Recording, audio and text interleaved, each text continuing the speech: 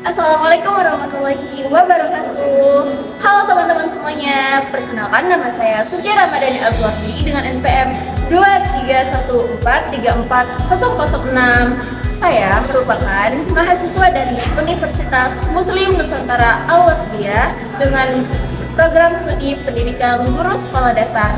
Nah, di dalam video ini saya akan menjelaskan sedikit tentang mata kuliah pendidikan karakter yang ada di universitas dengan Ibu dosen pengampu, Ibu Safrida Nafitul Guru, SPD MPD. Saksikan dengan cermat ya dan dengarkan. Nah teman-teman, sebelum saya menjelaskan tentang materi yang didapat selama mata kuliah pendidikan karakter, saya akan menjelaskan terlebih dahulu tentang apa itu ya karakter. Nah, jadi karakter itu merupakan sesuatu yang emang murni sudah melekat pada diri kita. Misalnya apa saja ya? Seperti jujur, disiplin, kesopanan diri.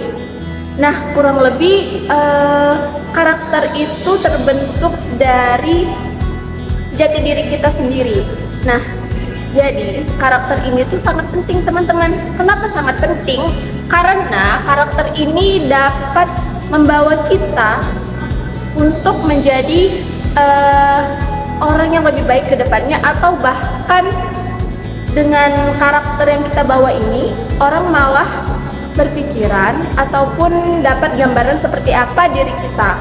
Nah, jadi karakter itu penting kita tanamkan di dalam diri kita untuk masa depan kita nantinya. Nah teman-teman, pernahkah terlintas di pikiran kita seperti apa sebenarnya diri kita ini? Nah, bayangkan apabila saat kita lahir seperti bisa dibilang kanvas putih yang sangat bersih. Nah, seiring berjalannya waktu bakal ada banyak warna-warna yang akan tertuang di dalam kanvas itu sendiri. Artinya setelah kita tumbuh dan kita berkembang, akan ada banyak karakter-karakter ataupun sifat jati diri kita yang akan muncul pada saat kita berkembang dengan seiringnya waktu. Nah teman-teman semuanya, kebanyakan orang berpikir bahwasannya angka dalam pembelajaran ataupun angka yang berupa nilai itu tuh sangat penting. Tetapi menurut saya yang sangat penting itu justru bukan sesuatu yang berupa angka, melainkan pendidikan karakter yang emang sudah terpelajari di dalam diri kita. Karena dengan adanya pendidikan karakter, kita bukan hanya sekedar menjadi orang pintar dan mendapat angka-angka yang sangat tinggi, tetapi kita juga akan menjadi orang yang lebih baik dari orang-orang yang hanya sekedar mempunyai angka, tetapi dalam pendidikan karakternya itu dia masih belum memiliki karakter yang sangat baik.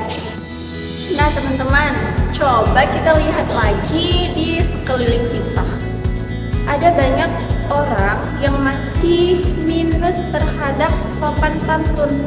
Padahal dapat dibilang sopan santun itu sangatlah mudah dan tidak melibatkan diri sendiri. Contohnya seperti apa? Misalnya sopan santun yang biasanya sering kita dengar ataupun sering kita lihat, ada terdapat tiga jenis kata ajaib. Misalnya seperti minta maaf, minta tolong, dan mengucapkan terima kasih apabila saat kita menerima bantuan dari orang lain, dan kita mengucapkan maaf apabila kita melakukan kesalahan dan dapat merugikan orang lain. Nah teman-teman, selain sopan santun, ada satu fondasi yang membuat diri kita itu terlihat kokoh dan kita juga mendapatkan kepercayaan dari orang lain. Nah, siapa yang bisa menebak ini? Baru mantranya ini. Fondasi itu adalah kejujuran.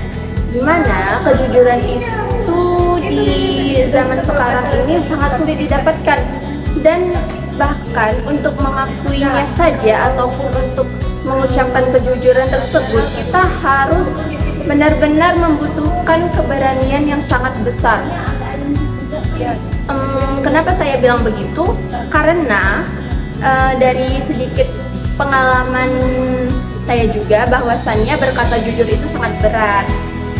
Kita rela untuk mengucapkan kata-kata yang tidak sesuai dengan faktanya ataupun kata-kata yang tidak sesuai dengan kebenaran.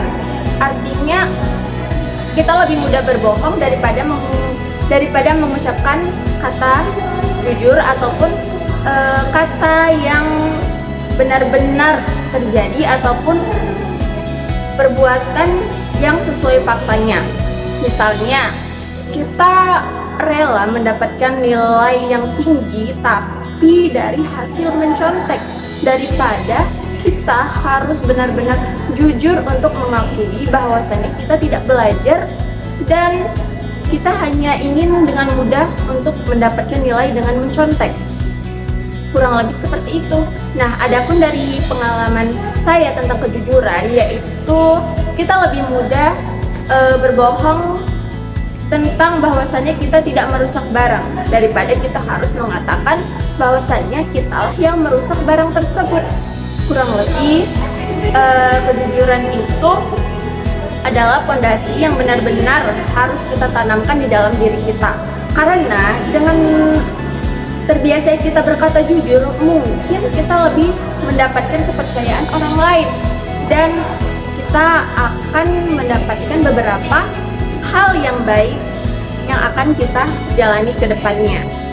Nah teman-teman, selain sopan santun dan kejujuran, di dalam pendidikan karakter itu juga terdapat yang namanya disiplin.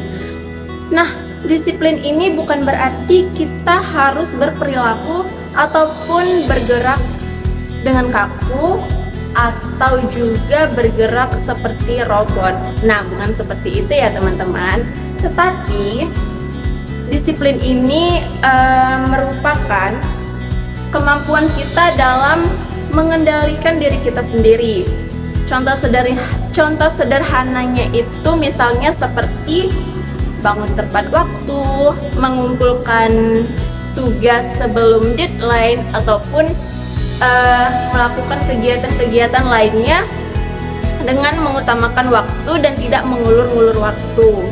Nah, dari rasa disiplin ini lahirlah sebuah kesadaran yang lebih tinggi. Apa ya?